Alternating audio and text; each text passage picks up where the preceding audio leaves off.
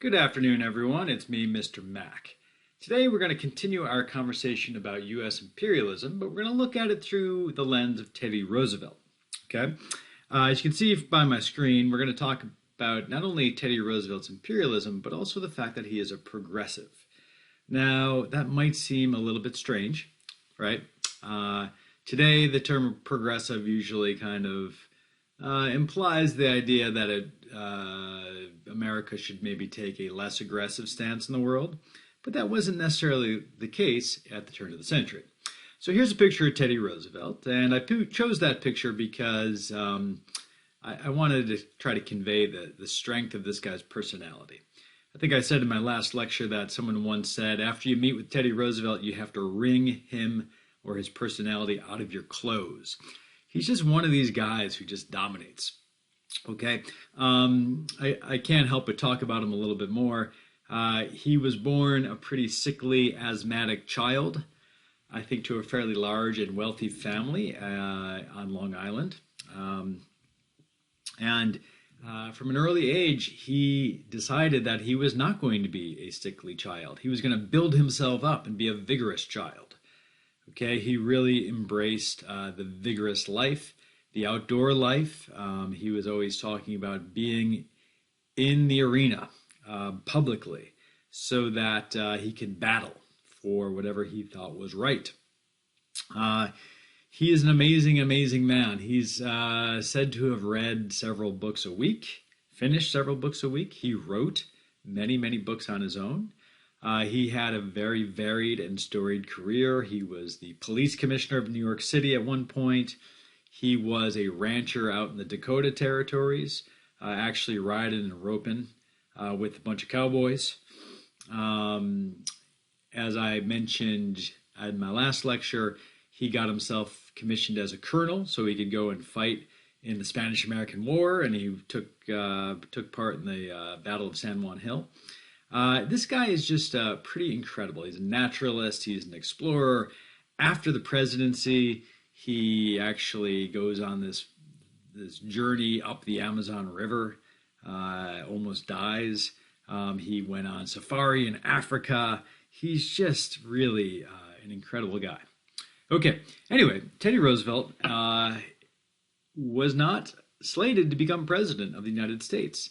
In the election of 1900, the Republicans run William McKinley against William Jennings Bryan. William McKinley is a kind of big business type candidate. He is going to raise a lot of money from corporate America, and he's going to represent corporate America.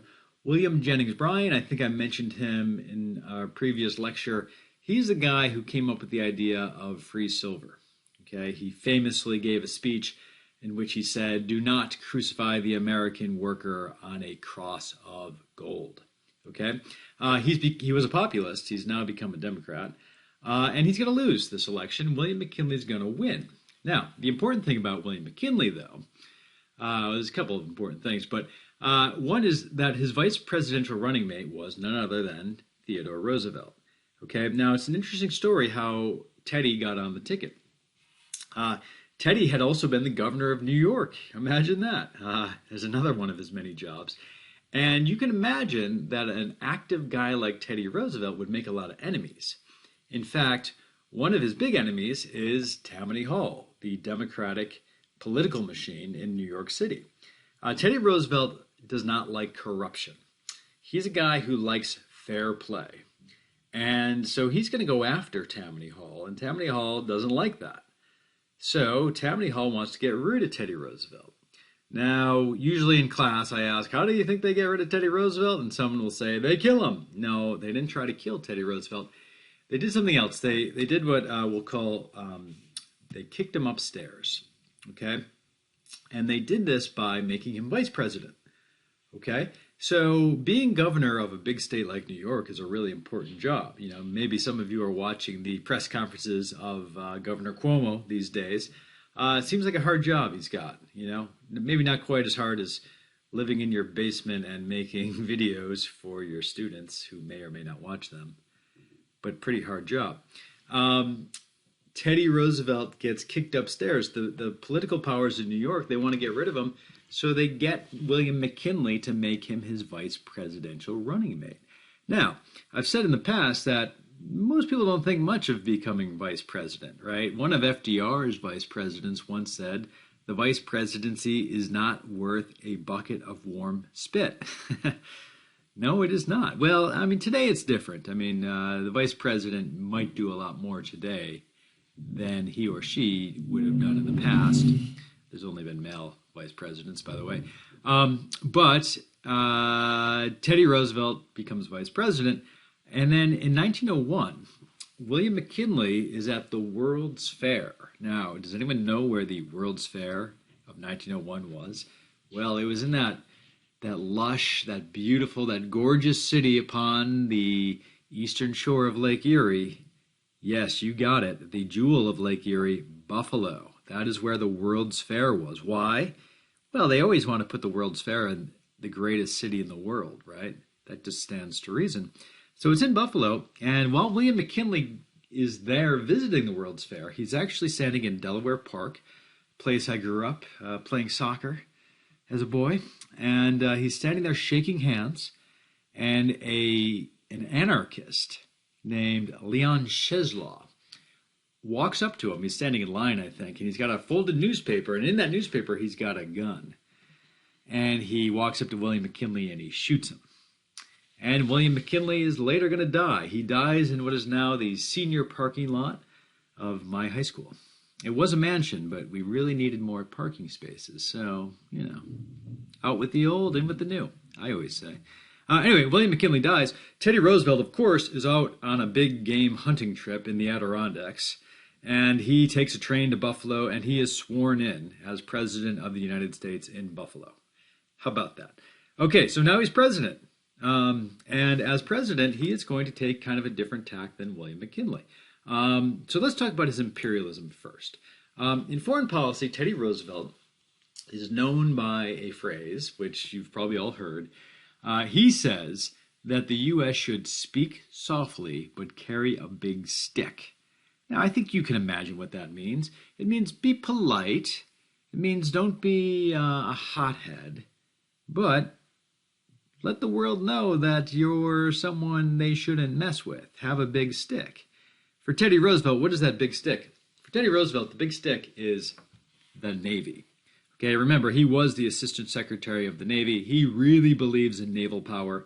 A really influential book was written by a U.S. Admiral named Mahan, which basically advocates for a large Navy to project a nation's power. And Teddy Roosevelt is on board 100% with that.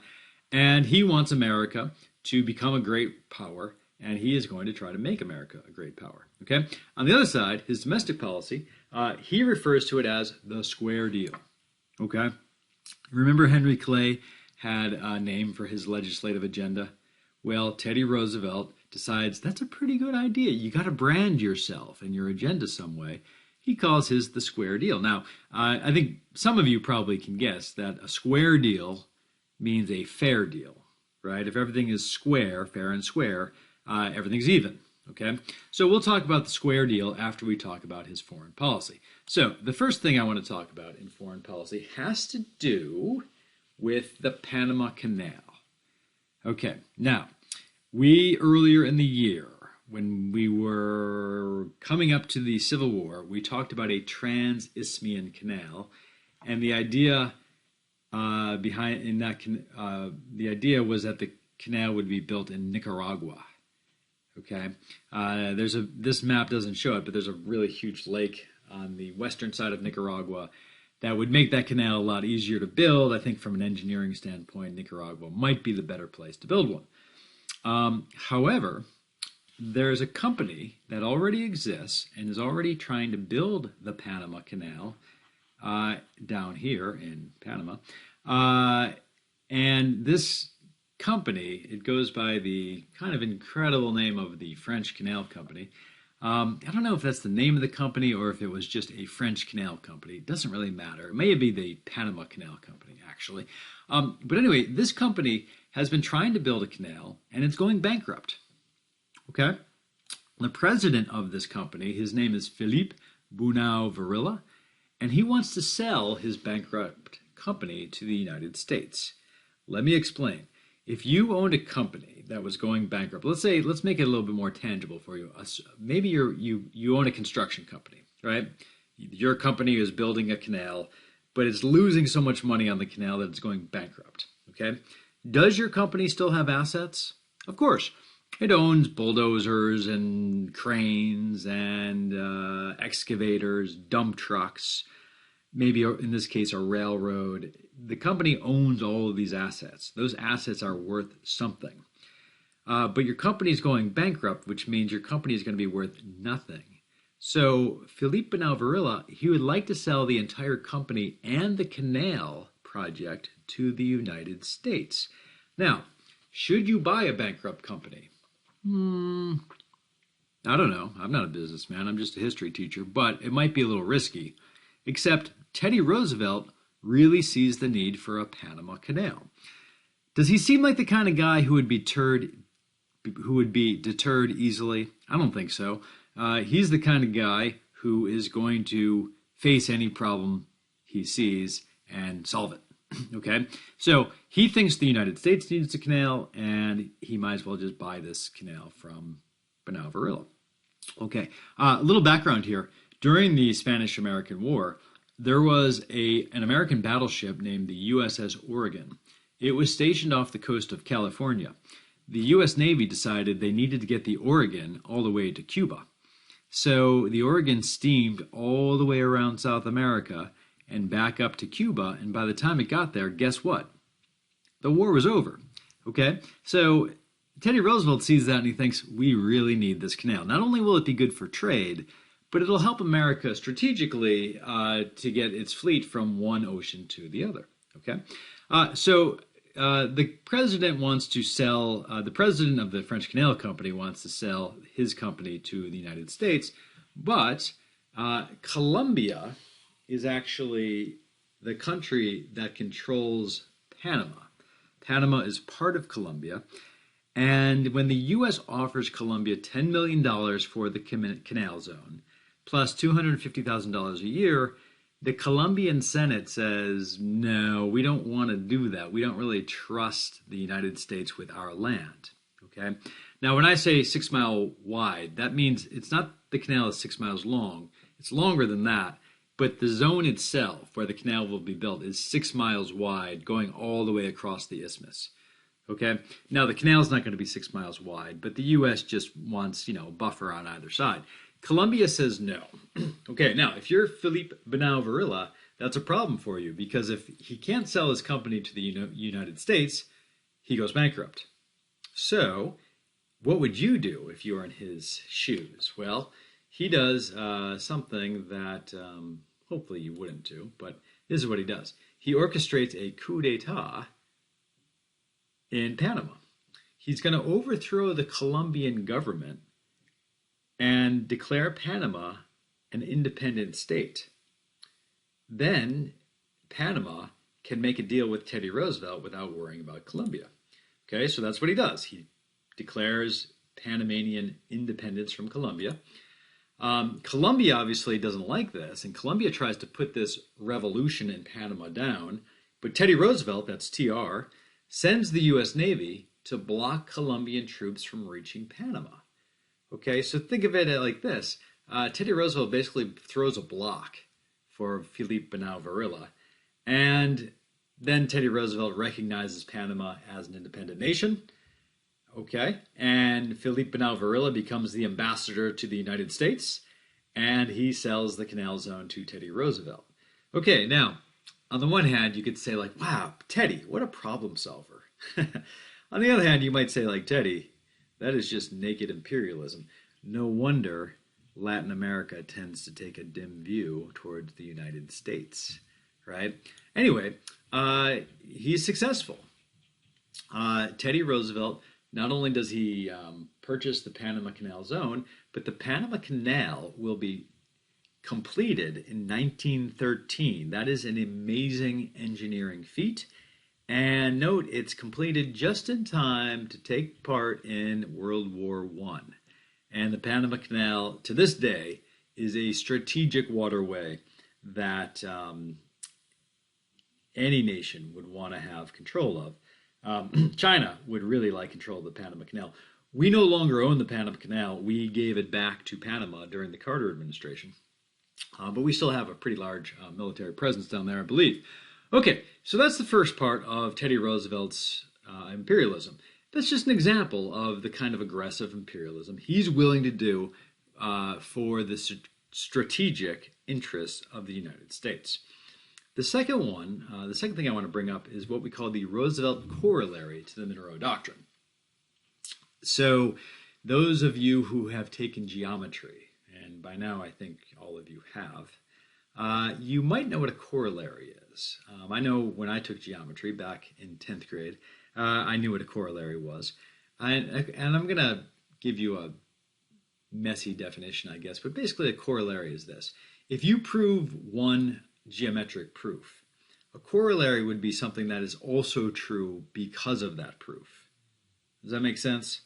Okay, so the corollary, I have it down on the slide there written in blue. The U.S. has the right of preventative intervention to keep Europeans from seizing land in South America. So think about that phrase, preventative intervention. That means if the U.S. thinks that a European country is about to seize some territory in South America, the U.S. can act before the European country does to prevent that. Okay? It's also, you might also call it preemptive intervention. Okay?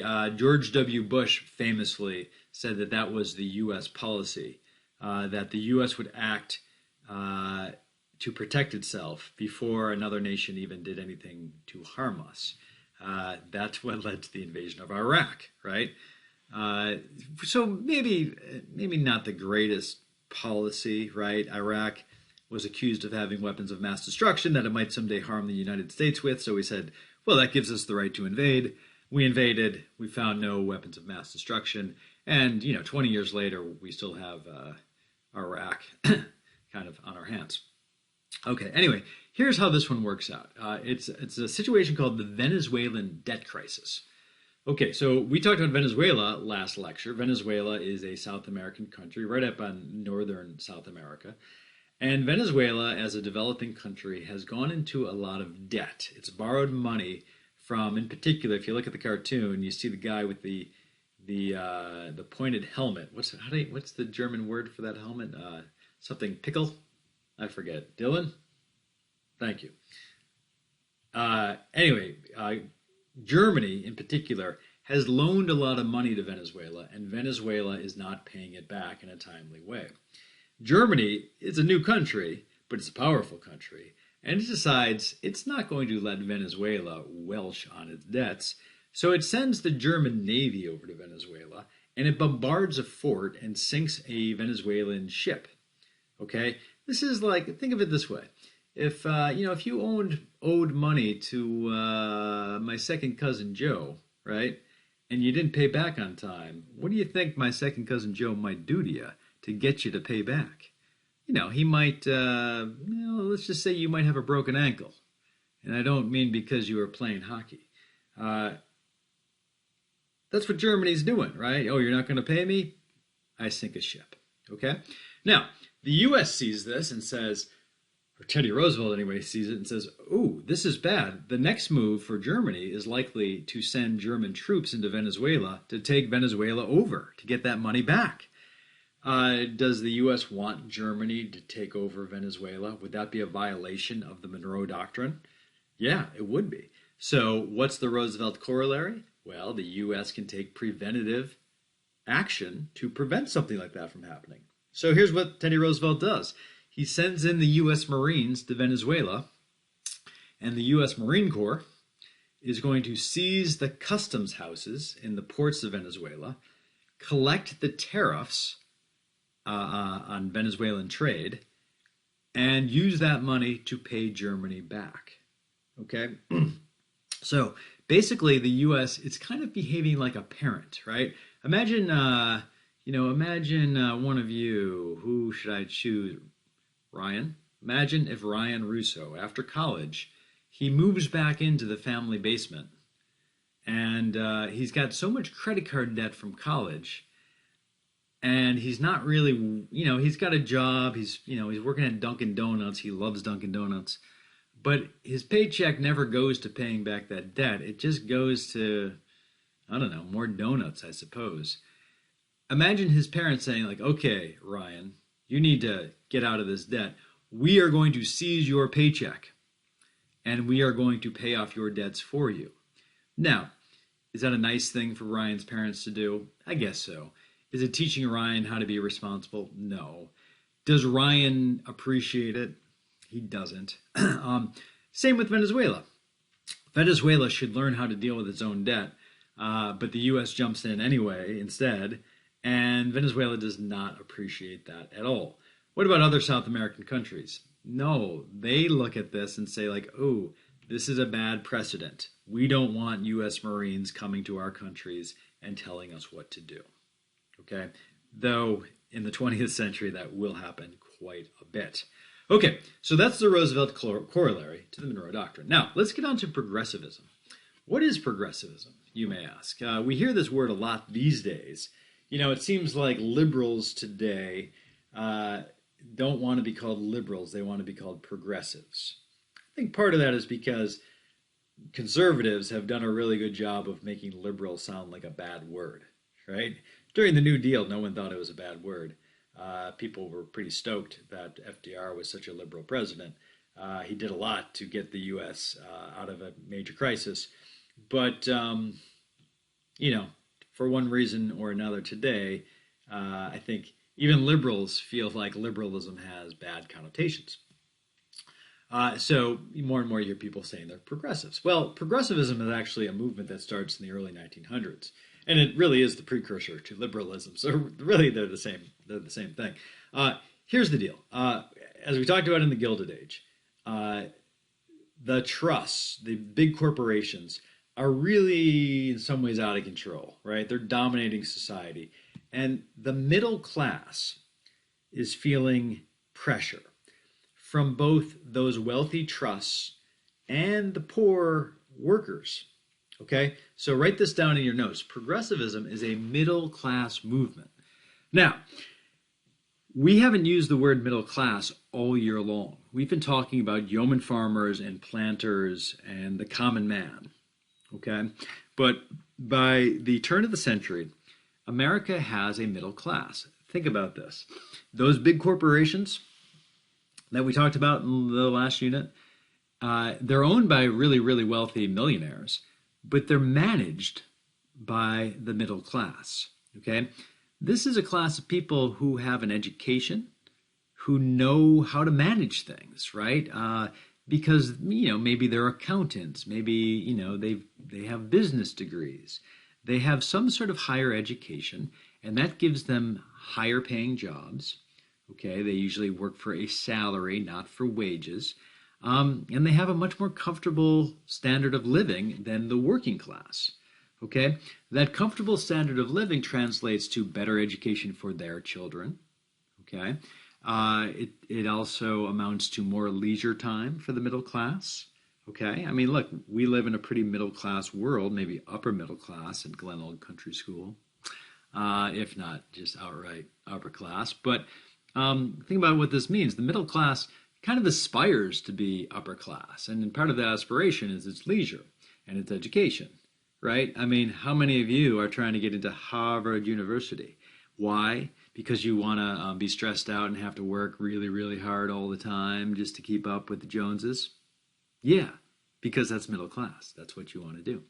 Anyway, the middle class is feeling squeezed by the wealthy and the poor, right? On the one hand, the trusts or monopolies, they are raising prices on the middle class. Does the middle class like to consume? It does, but prices are going up because that's what monopolies do. Also, these millionaires, these robber barons, they control the political system, and the middle class doesn't necessarily like that. They don't like that the upper class pays almost nothing in taxes. If you're a middle class consumer, are those tariffs that are now close to 50%, are they hurting you? Of course they are. And you'd like to do something about it, but you can't because the Andrew Carnegies of the world control politics.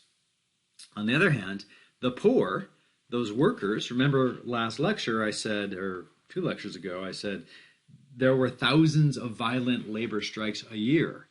Does the middle class like that? Of course not, because those strikes are aimed against management. And who's the managerial class? The middle class, right? So the middle class, excuse me, feels like if there ever is a revolution in this country, their necks are going to be on the block first. And so they want reform.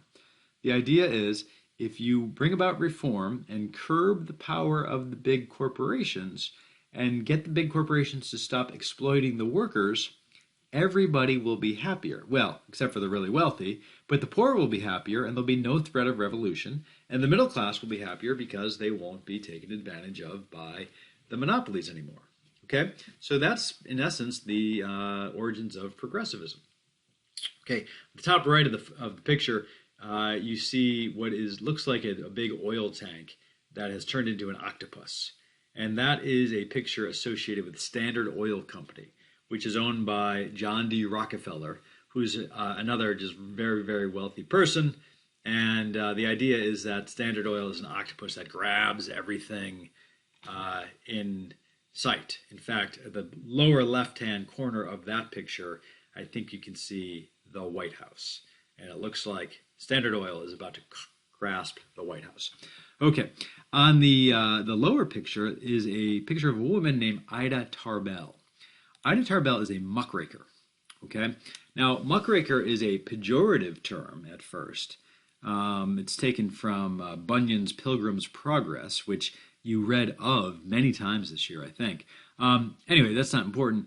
Muckrakers, like Ida Tarbell, were investigative journalists that do these long stories in magazines that expose the kind of corruption that made John D. Rockefeller so rich. Okay? Now, here's the connection I want to make. The magazine that Ida Tarbell wrote for was called McClure's. Another magazine that was pretty similar was called The Atlantic. McClure's doesn't exist today, but The Atlantic does. And I think some of you may have even used The Atlantic as a source in your research paper. It's a great magazine. I'm a subscriber. The thing about The Atlantic is its feature articles are usually like 10, 12, maybe 15 pages long. You know, I mean, you've read some of them. I think that article we read at the beginning of the year, 1492, was from The Atlantic. And I'm sure I cut that article down because I knew that if I gave you the whole thing, you'd all be like, 15 pages, it's too much. Well, maybe it's too much for you. You have a lot of work. I know that. But my point is this. Those kind of magazines appeal to this middle-class audience. They're educated enough. They have enough leisure time that they can sit down and devote an evening to reading a very long article. Okay? And the article is complicated. It's complex, and it shows the inner workings of these really convoluted systems, right? Which, of course, you can only do if you have enough education and leisure time to really pay attention, okay? So these muckrakers, they're kind of writing for a middle-class audience, which then gets kind of upset about what they read, and they want political change, and therefore we get progressivism, okay? So that's Ida Tarbell. And she wrote a book. It was originally a serial article in in McClure's, and it was called "The History of the Standard Oil Company." Her father was actually ruined by John D. Rockefeller, so maybe she had an axe to grind. Let's talk about Teddy Roosevelt's progressivism. Remember, I told you he called it the square deal. First thing I want to say is this, and this is not necessarily progressivism, but it's something important about Teddy Roosevelt. Teddy Roosevelt said this about the U.S. presidency. He said, the U.S. presidency is a bully pulpit. Now, what does that mean? None of you use the word bully the way Teddy Roosevelt was using it. Okay? Today, a bully is someone who, steals your lunch money. Or I guess for you guys, they go on Instagram and make Snapchat, and they say mean and nasty things about you. That's a bully, right? Shame on those bullies. But that's not what bully means for Teddy Roosevelt. Bully means basically like grand or great, right? If you've ever heard, like, in some sort of old-fashioned movie, someone say, bully for you, it means, like, hooray, great job. So the bully pulpit, you know what a pulpit is because you read Moby Dick, right? You remember the sermon, the chapter called The Sermon, where the Father Mapple gets up on a pulpit and gives his sermon. It's an elevated speaking platform, and a bully pulpit is a great one. He says the presidency is a great pulpit. That is, when the president speaks, the whole nation listens. Okay? Now listen, this is really important. Pay attention. Write this down. Teddy Roosevelt has figured out a way to increase the power of the presidency. It's by using the presidency to directly persuade the public on how to act. Okay, think about this. Does Congress have to pay attention to public opinion? Of course. If you want to get reelected to the House of Representatives, you've got to pay attention to what the public wants. Can the president influence public opinion? Teddy Roosevelt says he can. No president has ever really done this before, but if you started doing it, wouldn't that give you more power over Congress? He's got a good idea there, doesn't he? Now, fast forward to 2020, think about good old President Trump. Obviously, Twitter is a really powerful tool for the president, right? No other president has used Twitter the way President Trump has. Can he mobilize his base with Twitter? Absolutely. He does it like 5 times a day, right? I mean, just last night, he tweeted that he was going to close off all immigration to the United States. No president has ever announced policies like that publicly before, like, doing it in some sort of official way. And President Trump just goes ahead and does it on Twitter in the middle of the night. That is radically different than the way any president has ever done anything. Well, was Teddy Roosevelt's bully pulpit radically different? It was, right? We look back on it today and we're like, oh, big deal.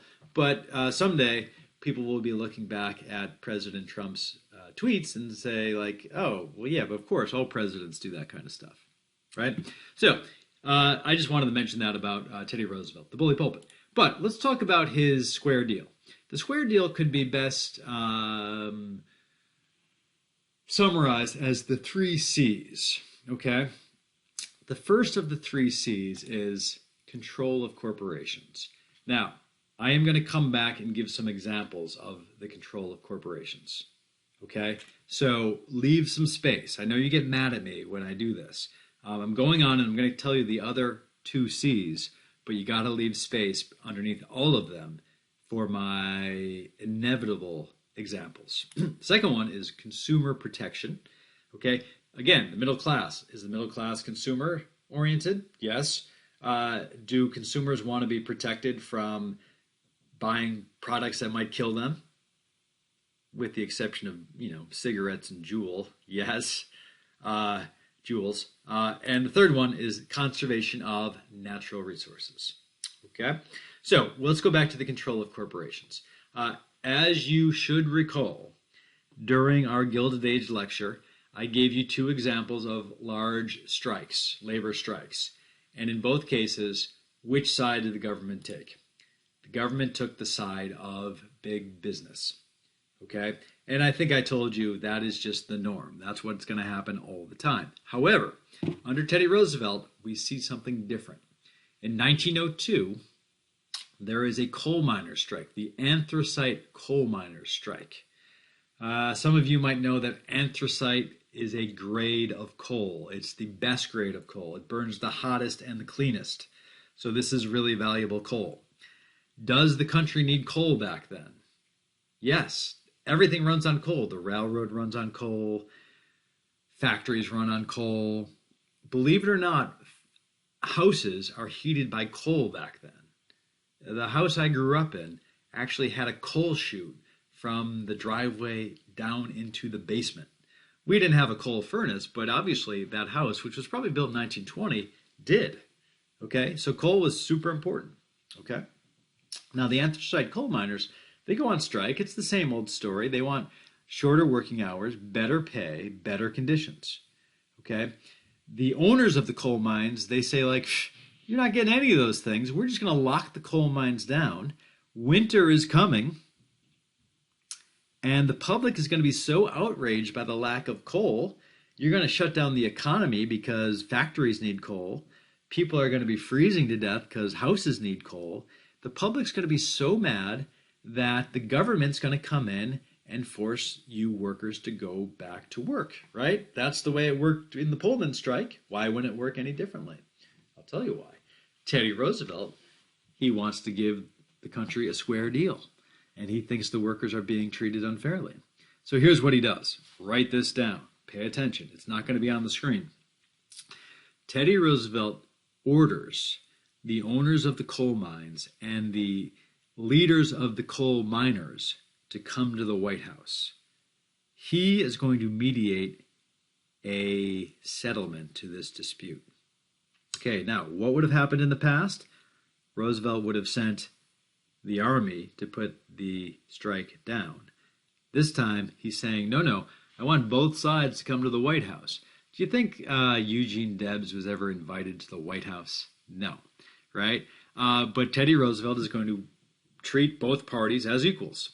He gets them into the White House and he says, now listen, here's what you're going to do. You're going to compromise. Owners, you need to raise wages. Maybe not as much as the workers want, but you have to find some middle ground. And if you don't, I am going to use the U.S. military to seize your coal mines, and I am going to operate them myself. If you're the owner of a coal mine, does that strike fear into your heart? It should. What does that sound like?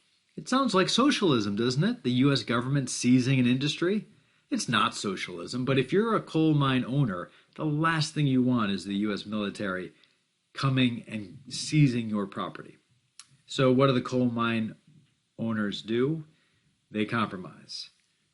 This is maybe the first time that U.S. labor actually gets a good or square deal from the U.S. government. Okay, now, if you're middle class, are you happy? Well, factories are opening. You can heat your house. And those workers who are on the verge of revolution, they feel a little bit better about this country, right? And they're not threatening to slit the throats of management anymore. So it's a big progressive victory, I would say. Okay, so there's the anthracite coal miners' strike. Roosevelt is also, he gets the nickname, or I don't know if you call it a nickname, but he's often called the trust buster. That is, he doesn't like monopolies. At least he doesn't like some monopolies, and he's willing to use the U.S. Justice Department to break those monopolies up. Remember what I said about Richard Olney, right? Richard Olney was the Attorney General for Grover Cleveland, who said, like, oh, don't worry about the Interstate Commerce Commission.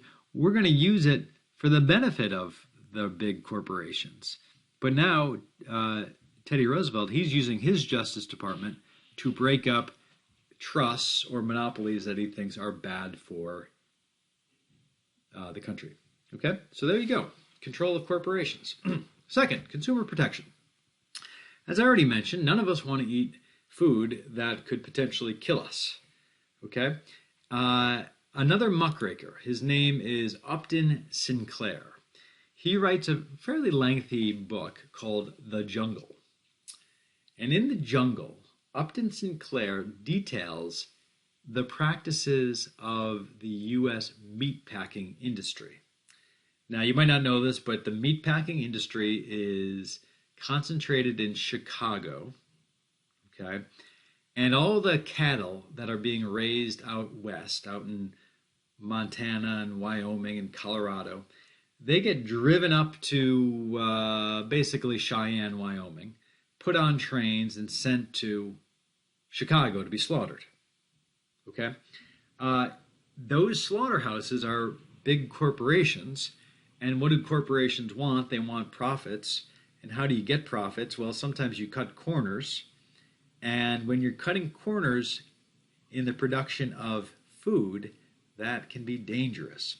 So in The Jungle, there's a scene where a worker in the meatpacking plant gets his fingers chopped off, with a big knife or a big, cleaver. And the fingers fall off into the ground beef. So do they stop and clean that vat of ground beef out and throw it away? Of course not. They just grind it up. Now, I don't know how you felt about cannibalism in Moby Dick, but I certainly don't want to be eating people's fingers in my hamburger patty. So there's stories about, you can imagine these big meat-packing plants attract a lot of rats. So what do? You put poison down, and the rats die after they eat the poison. But then what do you do with all those rat bodies? Well, just throw them, put them along with the fingers in the ground beef. Why not? Poisoned rat. It's delicious. Okay. Teddy Roosevelt has Congress pass, or, he persuades Congress to pass the Meat Inspection Act. This is going to be the precursor to the Food and Drug Administration, right? Which is a regulatory agency that hopefully protects our food and drugs from being harmful to us. Okay? So, again, not something you think about on a regular basis, right? You do not think about federal inspectors going to factories to inspect how food is processed. You never, ever think about that. Yet that happens every single day. And if it didn't happen, that bologna sandwich you ate for lunch might just kill you. Okay? I want to mention this. The National Consumers League, that should be a capital L. This is not part of the government. This is just a group that's gotten together and is putting pressure on corporations to behave. Okay? Who do you think is in this group? Well, it's going to be middle-class people who are in this group. And generally, it's going to be women. Okay? This is an interesting thing. Women are really upset that they still don't have the right to vote. The 15th Amendment gave that right to black men, but not to any women. And they're mad. Okay? And the National Consumers League is a way for women, particularly middle-class women, to fight for more political rights. Okay? Think about this. During the Revolutionary War, or before the Revolutionary War, what was one of the most effective strategies for the Patriots? That's right. They would boycott British goods. They wouldn't buy British goods. And who did that hurt? It hurt British companies. And what did those companies do? They went to Parliament and said, hey, knock it off. Treat the colonists better. Okay? Women have realized that they do most of the purchasing for the home, right? They buy the groceries. They buy the clothes. And they realize that if there's a corporation that's misbehaving, they can use their purchasing power to punish that corporation. They can organize themselves and say, hey, don't buy from that company. That company is bad. And that company will then have to listen to them. That's pretty clever, isn't it? Women are finding ways to get a little leverage so that they can maybe get some political power. And I would say that is definitely part of the progressive movement as well. Okay? So make sure you note that in your notes. The last C is the conservation of natural resources. As I think I mentioned, Teddy Roosevelt was a hunter. He was a great outdoorsman. He loved being outside. He loved the vigorous life. He lived in South Dakota. As president, he used to take European diplomats to see stuffed grizzly bears. Right? I don't know. I've never, sadly, maybe not so sadly, I've never run into a grizzly bear, a real live grizzly bear out on the trail out in Wyoming. There's a lot out there these days, but I've never seen one, which is probably a good thing because they eat people. But I'd still like to see one because they're huge. And Teddy Roosevelt would show European diplomats stuffed grizzly bears and just, basically hint at this, that in America, we have big, ferocious animals, whereas you Europeans, you don't. What does that mean in Teddy Roosevelt's mind? It means America's manly and Europe is effete. Anyway, he loves the outdoors. And the outdoors is starting to suffer from industrialism, right? The railroad has chopped down all those forests out in the northern, Midwest. It's despoiling the landscape. And Teddy Roosevelt decides, we really need to take care of the landscape. There's going to be a debate. There's still this debate between conservation and preservation. I want to just have you note this. Conservationist says, look, there are natural resources here, and we need to conserve them so that we always have them. So let's not chop down the entire forest. Let's do it in a smart way so that future generations will still have a forest that they can use the resources from, right? So let's manage our forests. And Teddy Roosevelt creates the U.S. Forest Service. That's their job, is to manage the forest on public lands out west, okay? On the other hand, some people say, no, we need to preserve the natural world. The natural world is just intrinsically good, and we have to prevent humans from destroying it and keep it intact. This is what this is what national parks are for, right? They're supposed to keep nature looking like it did before man arrived. Now, they don't actually do that. If you ever go through Yellowstone National Park, you'll see more tour buses than you will see grizzly bears or wolves, right? But still, it's the idea that you want to keep some places that are wild, okay? So Teddy Roosevelt is going to kind of lead that as well as while he's president. One act I can point you to is the Newlands Act. The Newlands Act is more conservation than preservation. It works like this.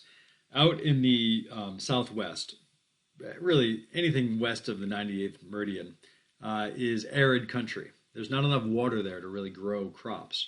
The Newlands Act does this. The government is going to fund irrigation projects out west, dam up these big rivers like the Colorado, like the Columbia, dam them up, and then sell the water that it impounds behind the dam in irrigation projects, right? That water gets sold. The proceeds from that water will go to build more dams. Now that seems clever. That seems smart. Although today we look at the dams that have been built out west or all over the country and we say like, ooh, those are just environmental blights. Those have destroyed the rivers that they dammed up. And me, I'm an old river guide from way back when. I, of course, don't like those dams, except for when they control the flow of water that I need to work. But generally, those dams are, on balance, probably worse for the environment and society than the amount of good that they do today. But anyway, they didn't realize it back then. It was the law of unintended consequences, but it was a step at trying to conserve natural resources. Okay? All right, so that's TR's Progressivism, his square deal. That's all I have for you today. I hope you enjoyed. I hope it didn't go too long. Have a good evening.